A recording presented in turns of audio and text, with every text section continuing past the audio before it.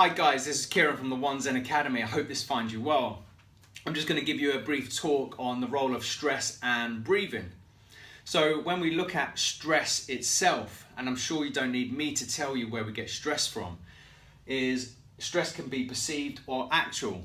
Okay, and it's all relative to the person, and we can get stress from physical means. Maybe I train too much, or maybe I receive an impact trauma, and I may develop an injury from the result of something I am doing or not doing.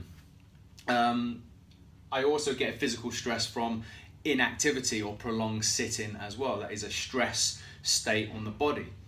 I can have an emotional stress, so this could be in a variety of different forms. And most things these days we can perceive as emotional. If I'm a caregiver, if I've got family issues and such, that's an emotional toll on my body. I may have a spiritual stress, and what I mean by this is more of a crisis of conscience. So if I worked for, if I was a lawyer and I believed in green energy and renewable energy and recycling and saving the planet, but I worked for a major oil company, then I may go against my core values, and that may be a spiritual crisis, and that may cause ongoing chronic stress. Environmental. We know that pollution levels kill more people than most things these days, unfortunately, globally. So we know that how we interact with our environment takes its toll on stress levels in our body, and by default, health ongoing. So wherever the stress comes from, our body can perceive it or react to it in the same way. And we used to call it the fight or flight response, but now it's retermed as the freeze, fight or flight response. So the freeze is preparing, weighing up the odds, and then fight or flight, the decision from that. Now, imagine the body gets in a state of readiness. So we dump in our bodies a bunch of adrenaline and cortisol. And adrenaline is dumped from the top of the kidneys, the adrenal glands, and it prepares the body for action. So it binds itself to muscle spindles, which are these tiny little receptors in the muscle, and they go into a state of readiness. So you find that muscle tone increases, temporary strength may increase, heart rate increases, breathing rate increases, and we're in that state of readiness. Cortisol is meant to keep blood sugar level circulating, suppress pain, and again, keep us going. Now, this is fantastic if there is a threat that is coming towards me because my body's responding to it. But what if I'm not dealing with all these other stresses? It's like a dimmer switch that stays on ever so slightly. So cortisol and adrenaline and that perceived readiness is constantly simmering in the background. So this isn't necessarily a good thing. It can wreak havoc with the chromosomes in your body and can actually shorten these things called telomeres, which actually recycle the chromosomes, so you basically age before your time. Disease states can increase because of this, unfortunately. And generally speaking, our health will start to decline. We may not be able to recover readily. We may suffer from frequent colds and such. Now, one of the ways that we can bypass or I guess jumpstart some of this is our diaphragm. Okay, our diaphragm is the main breathing muscle, and as I breathe in, it lowers. As I exhale, it lifts.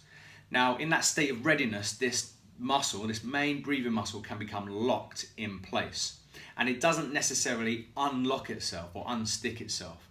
So it's nice if we can jumpstart that process. So it's always in this state of readiness, and that's important to know because basic breathing is crucial, as I'm sure you can appreciate, to life. It's the first thing we do as we're born. It's the last thing we do before we croak it and we're dirt in the ground.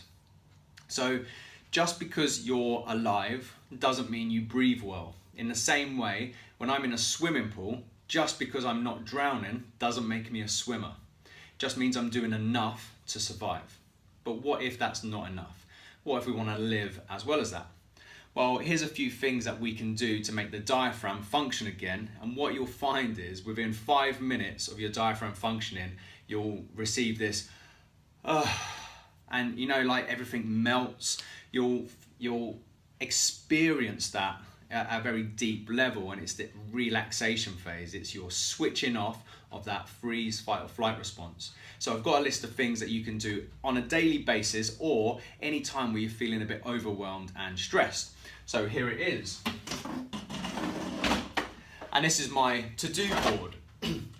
So massage the diaphragm. So we have this thing called a Chapman's reflex, which allows us to stimulate a reflexive response that allows the diaphragm to unlock itself. And you take 2 fingers, you get under the rib cage, you don't have to really press in, and you're just going to create little circles. It shouldn't be painful, although you may find painful little spots now and then, but you're going to do little circles all the way up your sternum, back down, and then back down the rib cage. And it should be very gentle. It's designed to develop a reflex so your diaphragm can unlock itself. So do that a couple of times first of all, whenever you're feeling stressed or first thing in the morning. Then breathing exercises. So you can either stand up or lie down, hands on your tummy. If you're lying down, you can put a water bottle on your tummy. And all you're going to do is breathe in through your nose. So let me show you from the side. I know people don't like to stick their tummies out, but we're going to go with it.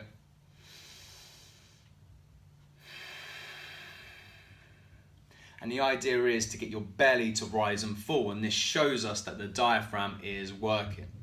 Okay, so try and do this for about 10 to 15 breaths, slow and controlled, but don't force the breath either way. The most important thing is you breathe through your nose and your belly rises and falls. On from that, meditation for 5 minutes each day. 5 minutes is the minimum, but don't get too hung up on times.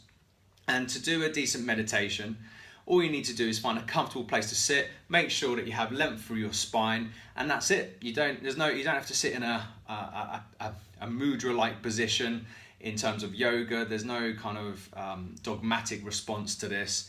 You just find a comfortable position, and all you're going to do is gently close your eyes, breathe in through your nose and exhale through your nose, allowing your stomach to rise and fall.